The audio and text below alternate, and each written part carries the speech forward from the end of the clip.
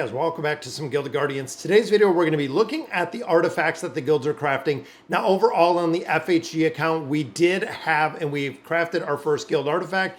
Now, it does come with time, it does come with guild contributions, but overall, looking at the artifacts, we have finally picked up our third one, and I want to break it down. So the first thing to note is within the artifacts itself, we have 5 artifacts available. We have 3, which are the regular elite, and then we do have 2 legendary artifacts or 2 mythical artifacts in here, and there are only 3 that you can utilize. That is the reason why, as a guild, you only focus on 3 of the artifacts and not all 5, and these are the 3 artifacts, if you're building out a guild, that we are really focused on. First one being Medusas Gaze. Now, you'll notice right off the bat, HP, defense, and damage reflect is what they're doing. So to get the most benefit and really get the most utility out of this, the damage reflect, you do have to take damage, which is the reason why I put this on Karuk. This, of course, is going to give him a shield of light. This is going to allow him to take a lot more damage. Now, of course, with the survivability, depending if I'm going PvP, I might put this on Cyrus, might change it up with a couple other heroes, but overall, putting it on there has worked incredibly well for the game modes, because looking at the shield of light, now there's a couple, again, different ways that you can play this. So looking at this, we have it already at level 3. We have 2 guardians that can wear this. Every 10 seconds, a shield is gained 15% of the guardian's max HP. The higher the HP that a guardian has, the more and bigger shield that this is going to give. Shield lasts for 8 seconds, and if it's not broken before the duration ends, it will explode, dealing true damage to all enemies equal to the remaining absorption capacity or capability. That also means increases shield value to 35% of the max HP. The other way that you can play this one is running it on backline heroes. For instance, going in here is I can actually take this off of these 2.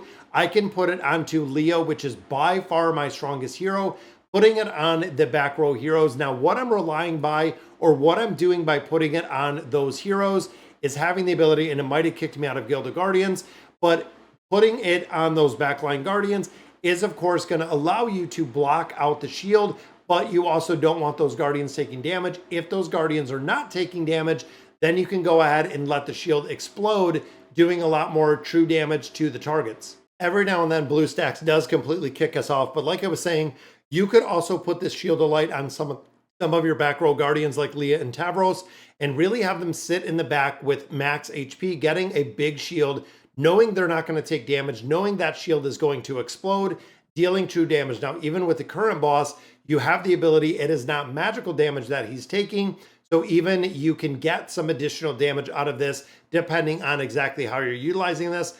And of course, when it comes to PvP, if you're putting this on your frontline heroes or even using it to protect your backline heroes, it can really make a big difference on the survivability, having this really strong shield within there.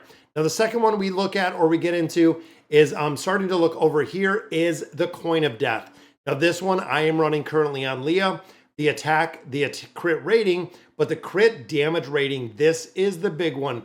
When you think of some of your highest damage dealers, whether you're running Salve or whether you're running Leah, regardless, your top damage dealer, even if you're running Desidra, it makes a big difference with this one, because you're boosting up attack, the crit, which of course is going to be amplified, and then the crit damage rating, which gives you higher crit damage when you actually do crit. So you're increasing the ability to crit and the damage you're going to be doing by critting.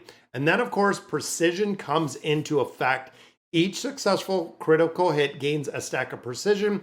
Each stack gains an additional 5% to crit damage, stacking up to 3 times, 4 times, and then, of course, at 5 times, you get increased to crit damage by 7%.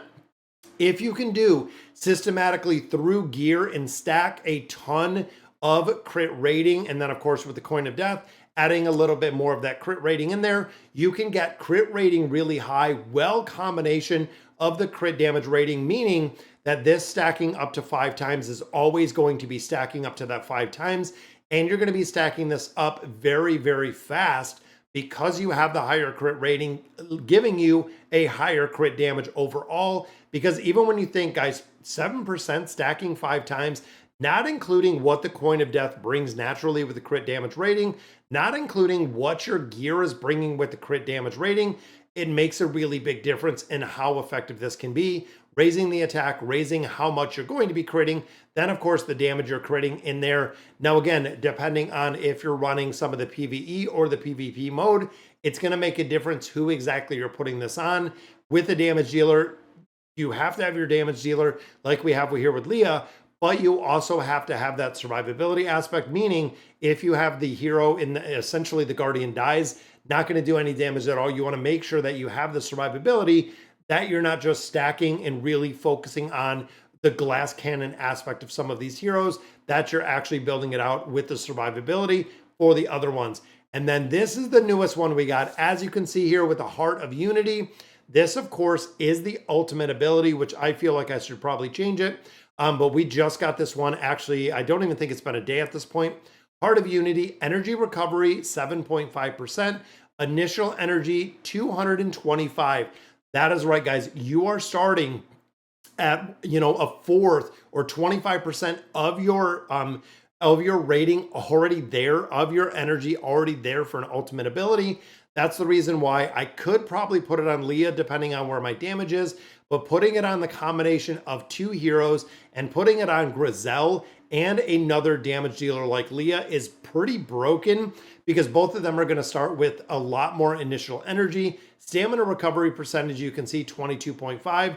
Then you have the implosion ability. Now this is going to be the interesting one. After each ultimate skill is cast, an additional explosion is triggered, centered on the caster that deals 100% attack as true damage, centered on the caster. So that again is pretty interesting to see, because if your casters are right in the back, I don't think this is going to have effect. I don't know how big this explosion is, but it is centered on the caster, which again means that if they're running in the back. So what I actually did was I was running Tavros right here in the front, hoping to wear this, hoping to have the ability to not only ult a lot faster, which I know my Tavros needs to be built up a lot higher to get some damage out of there. But overall, I feel like running Leah up front and then running Grizel up front in combination with Leah could make a big difference on the guild boss, because you have both of these heroes up front, and then you also do have the heroes doing a lot more damage with the implosion ability.